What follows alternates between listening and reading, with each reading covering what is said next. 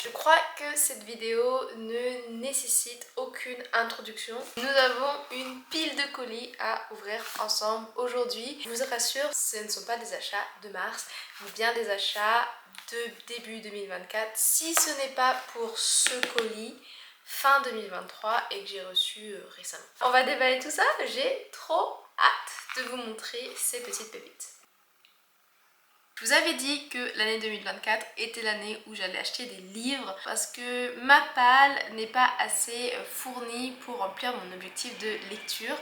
J'essaie toujours de lire autour de 100 livres par an et je n'ai que 50 livres dans ma palle, donc j'espère qu'avec ces paquets qui sont juste à côté de moi, ça va un petit peu remplir mes étagères et me donner plus de choix de lecture. Voilà. Alors sur Instagram en début d'année je vous avais demandé de piocher dans ma wish et de me dire quels étaient les livres que je devais acheter coûte que coûte. Du coup dans mon dernier achat littéraire de février j'ai un petit peu suivi ces consignes. Je n'ai pas tout. Je vous avais demandé 12 livres pour l'année. Je n'ai pas tout pris parce qu'il y aura forcément d'autres achats autour de l'été. Donc je me suis laissé un petit peu de liberté d'achat, mais j'en ai pris quelques-uns. On va commencer d'ailleurs avec les livres en français qui sont arrivés. Il m'en manque un encore, mais j'en ai reçu deux. C'est ce petit colis Amazon, les livres en français au Portugal. C'est pas compliqué à trouver, mais ça peut prendre beaucoup de temps à arriver. Et donc généralement je passe par Amazon. Surtout que là, aujourd'hui, nous avons un livre auto-édité et donc je n'ai pas eu le choix que de le prendre sur Amazon. Donc le premier livre français, c'est un petit poche, c'est le premier tome d'une série de romances qui se passe en Écosse. Et donc juste avec le mot Écosse, me voilà intriguée et du coup j'ai pris le premier tome des McCoy de Alexiane Thiel. C'est un livre que j'ai vu passer un petit peu partout en fin d'année 2023 et donc du coup il était dans ma wish et vous me l'avez recommandé pour cette année, donc le voici. Les McCoy, c'est apparemment un des derniers clans écossais qui continue d'opérer un petit peu de manière secrète dans les Highlands écossais.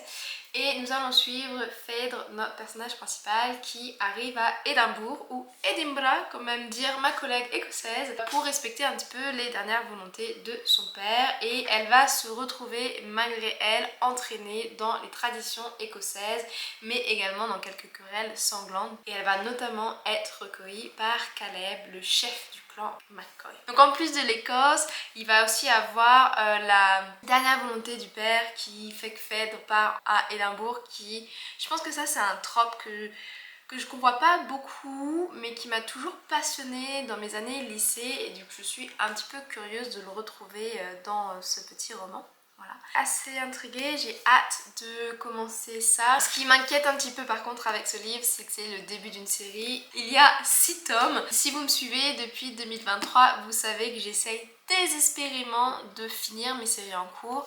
Et donc si je commence ce tome cette année, ce sera un engagement de finir la série dans la même année. Donc peut-être que ça va me refroidir de le commencer. Le deuxième livre français que j'ai reçu, alors là il a été écrit par un compte Instagram que j'aime beaucoup et c'est Josepha Juillet avec le premier tome des Terres des Ombres, la Nation des Bulles. Voilà. On est ici sur le premier tome d'une trilogie. Encore une série, je sais. Avec cette histoire, on va plonger dans un monde quelque peu dystopique où la population humaine a l'air d'être en guerre ou plutôt de craindre les ombres et pour se protéger, ils sont quelque peu obligés de vivre dans des villes suspendues sous un dôme de verre. Seules les chuchoteuses pourraient être capables d'aider les humains à vaincre ou à communiquer avec ces ombres car ce sont les seules personnes qui connaissent le langage des ombres, sauf que des chuchoteuses, il n'est plus censé en avoir. Avec un tel prémisse, on se doute du coup que notre personnage principal est peut-être une chuchoteuse et ça va être le cas d'Adèle. Elle ne le sait pas encore mais une mission très compliquée, très complexe l'attend. Voilà donc le roman auto-édité qui a motivé cette commande sur Amazon. Je vous avoue que je suis pas forcément fan des grands formats comme ça, mais je fais toujours une exception pour les auto-édités, à voir si ce premier tome est pour moi, et si c'est le cas, je me procurerai la suite. Voilà, il y a un troisième livre français que j'ai commandé mais je ne l'ai pas encore reçu. Amazon n'est pas aussi rapide que ça, étrangement, et c'est Les Mémoires de la forêt, le premier tome. Pareil, c'est un livre que j'ai vu absolument partout, mais que j'ai toujours hésité à me procurer. J'ai un petit peu peur quand ces livres sont très populaires, que ce soit un flop pour moi. Et il se fait un petit peu long, je vous avoue. J'espère qu'il va bien arriver et que je vais pas devoir annuler ma commande d'ici 2 semaines. On verra bien. En tout cas, voilà, hâte de voir un petit peu pourquoi tout le monde a autant parlé de ce roman. Apparemment c'est un roman avec une discussion intergénérationnelle. Je vous avoue que la couverture me fait beaucoup penser au roman de renard que j'ai lu au lycée. À voir si ça va être le même feeling ou pas. En tout cas, je ne sais pas trop de quoi ça parle parce que je n'ai pas voulu me gâcher la surprise d'une certaine manière. Bon, on est maintenant sur les livres en VO. J'ai d'un côté ici les brochets normaux et de l'autre des livres un petit peu plus collector, en tout cas des reliés avec des très jolis jaspages. Et on va commencer par les reliés parce que j'ai reçu mon Illumicrate de février très récemment et j'ai hâte de voir à quoi il ressemble. Alors pour la petite histoire, ce livre Illumicrate était censé être mon dernier de l'année. J'avais pas forcément prévu de renouveler mon abonnement. Je suis personnellement sur un abonnement que de livres. J'ai arrêté les objets l'ivresse parce que ça s'empilait, je m'en servais pas forcément et du coup il n'y avait pas forcément d'intérêt à les recevoir. Et puis mon abonnement venait à la fin, voilà, c'était le dernier livre de mon abonnement de 6 mois et il a été renouvelé avant que je puisse désactiver le renouvellement automatique. Donc du coup ce sera pas le dernier livre, mais je vous avoue être de plus en plus sceptique face aux livres d'Illumicrate. Il y a peu de livres que je reçois de cette boîte que j'aime, que j'apprécie. Beaucoup de ces livres partent sur Vinted après ma lecture et même parfois certains ne me donnent absolument pas envie de les lire.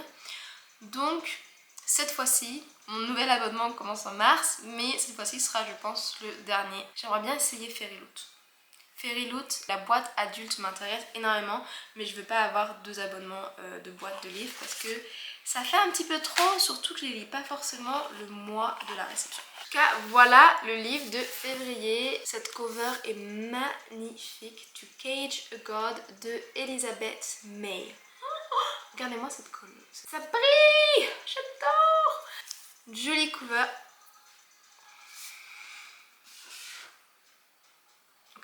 J'ai pas de mots. Ce livre-objet est magnifique, j'adore la cover. Derrière c'est écrit To cage a god is divine, to be divine is to rule is to destroy. Donc, sans surprise, on va être sur de la fantaisie. Regardez-moi cette couverture, c'est tout brillant, c'est tout blanc. C'est assez sobre et ça va bien avec ce jaspage, on dirait les vitraux d'une église. C'est très très très joli. Et surtout, regardez-moi à l'intérieur. Ils font des très jolis livres chez Illumicrate. Mon problème c'est plus le contenu des livres.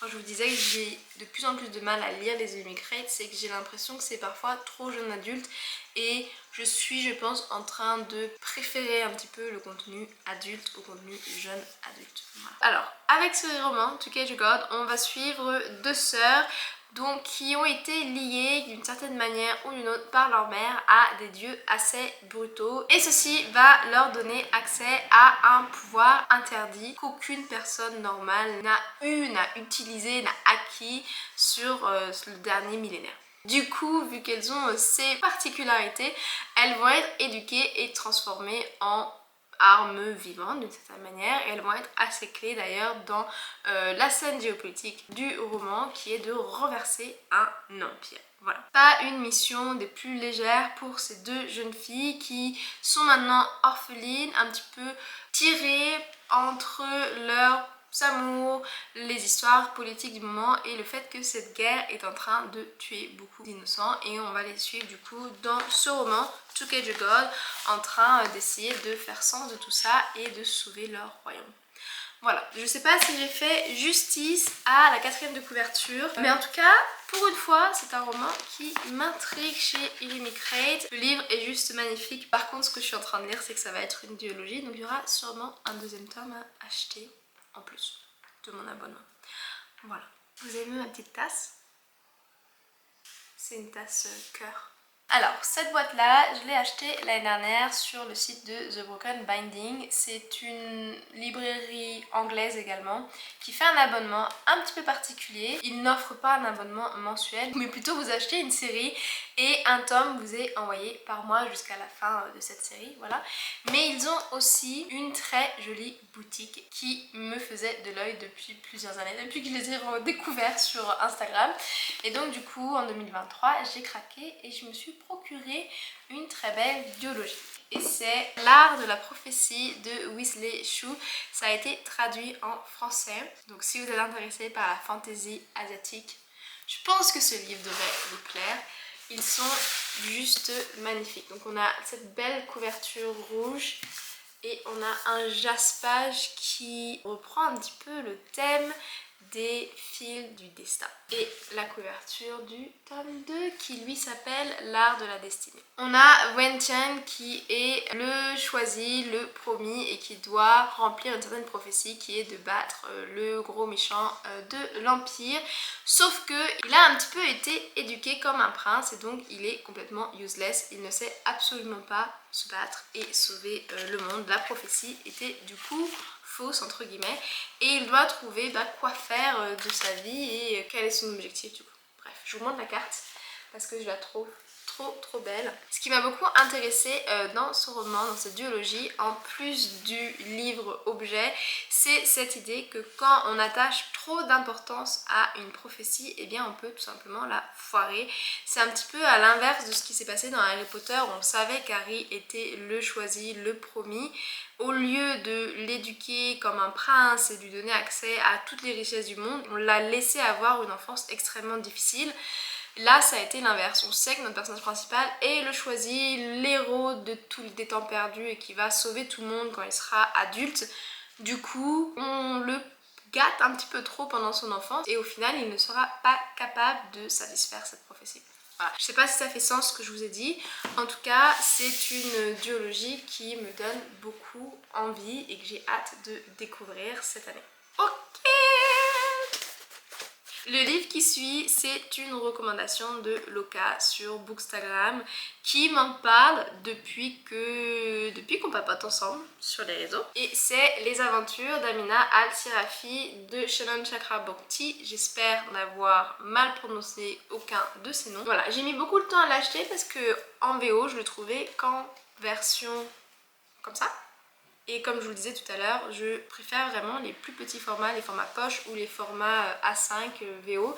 Donc du coup j'ai dû prendre mon mal en patience. Mais ça y est, Loka, ça y est, je l'ai et je lirai du coup cette année. Ça a été écrit par la même autrice que la trilogie de La ville de laiton, La ville du cuivre et La ville de je sais plus quoi. Bref, je n'ai pas encore lu cette autrice du tout. Je ne sais absolument pas de quoi parle ce livre et je me refuse de lire la 4e de couverture. Donc je vais pas pouvoir vous dire plus sur ce livre. En tout cas, j'ai hâte de le lire parce que, encore une fois, Loka ne fait qu'en parler. C'est vraiment sa recommandation clé, son plus gros coup de cœur apparemment. Donc voilà, j'espère Loka que je vais aimer. Il pleut depuis 4 jours au Portugal. Ça s'était arrêté cet après-midi et du coup je m'étais mis ici pour profiter de la lumière du soleil. Mais ça y est, il a fait tout gris et on a eu des grelons ce matin. C'est la première fois que je vois des grelons au Portugal. Le livre qui suit, je pense que vous le connaissez parce qu'il est partout en ce moment sur les réseaux sociaux.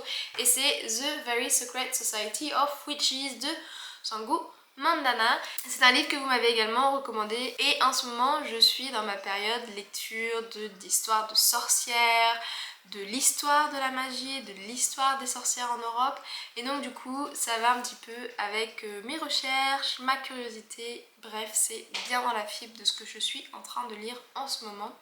Donc c'est parfait, on sait que ce livre va être lu en 2024 juste pour ça. Alors dans ce roman on va rencontrer Mikamoon qui suit 3 règles. La première c'est de cacher sa magie, la deuxième c'est de garder sa tête baissée et la troisième c'est de stay away, des autres sorcières. Mika, elle est très bonne à rester seule et elle ne s'en préoccupe pas vraiment. Sauf que quand elle va être invitée à enseigner la magie à 3 jeunes sorcières dans la mystérieuse maison de Nowhere, Mika va sauter sur l'opportunité d'avoir une vie quelque peu différente et au fur et à mesure du temps qu'elle passe avec ces 3 jeunes sorcières, elle va enfin avoir cette impression d'appartenir quelque part. Mais, parce qu'il va y avoir un mais dans ce résumé, la magie n'est pas le seul danger du monde. Est-ce que ça vaut la peine de risquer le tout pour protéger sa famille trouvée? C'est un petit peu la question à laquelle Mika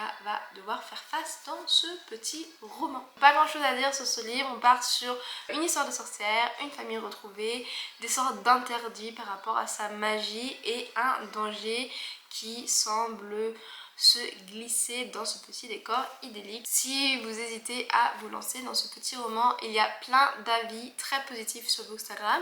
Sinon, attendez que moi je le lise parce que je vous ferai forcément un avis, que ce soit ici sur Booktube ou sur Bookstagram. Ok, il nous reste un paquet et c'est le plus gros. Oh, ça va faire du bien de ranger ces livres parce que ça traînait un petit peu partout. Ce sont des livres, je pense, assez bien connus sur les réseaux, donc sans aucune surprise, je les ai achetés également.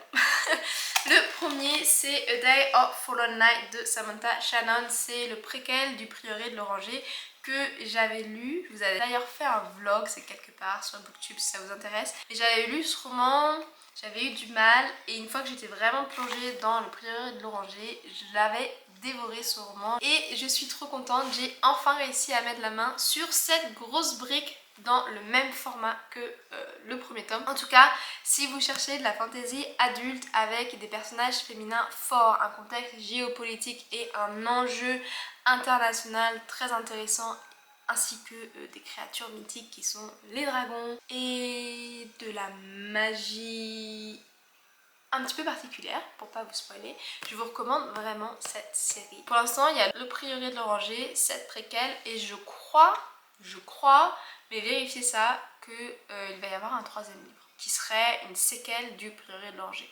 En tout cas, c'est ce que moi j'espère. Parce que j'aimerais bien savoir ce qui se passe après le Prieuré de l'Oranger, vu qu'il y a 3 fruits. Voilà, je me tais, sinon je vais vous spoiler si vous n'avez pas vu le Prieuré de l'Oranger. Et enfin, les derniers livres de ce book haul. Alors eux, c'est plutôt un downgrade. Je les avais en relié et je voulais plus les avoir en relié. Du coup, je les ai vendus, j'ai vendu mes reliés. Je les avais d'ailleurs en relié en édition Illuminate et en édition normale, j'ai tout vendu. Et je me les suis procurés en brochet parce que je donne encore le bénéfice du doute à cette série. Mais étant très négative sur cette série en ce moment, je pense qu'ils vont pas faire long feu dans mes étagères également. Et c'est les 2 premiers tomes de Crescent City dans cette édition que je trouve très jolie. Je préfère les couvertures comme ça. Elles sont moins chargées que les couvertures de ce moment. Le 3e tome par contre n'est pas encore disponible dans cette édition. Donc c'est pour ça que je ne lis pas encore le dernier tome de Crescent City. Et c'est peut-être mieux que je ne l'attaque pas comme ça parce que je suis un petit peu en colère en ce moment face à cette trilogie ou série parce qu'on sait pas combien de tomes il y a, ça doit être... Bref, voilà, je vais pas en parler, ça m'agace déjà. En tout cas, je les ai pris en brochet parce que j'ai les Akotar en brochet et tous les Throne of Glass qui est ma série préférée de Sarah J. Maas également en brochet. Du coup, ça m'embêtait d'avoir les Crescent City en relié. Je pense qu'il va falloir que je réorganise ma bibliothèque du coup parce que j'ai une étagère complète de Sarah J. Maas et avec l'ajout de ces 2 livres, il va falloir que je fasse de la place.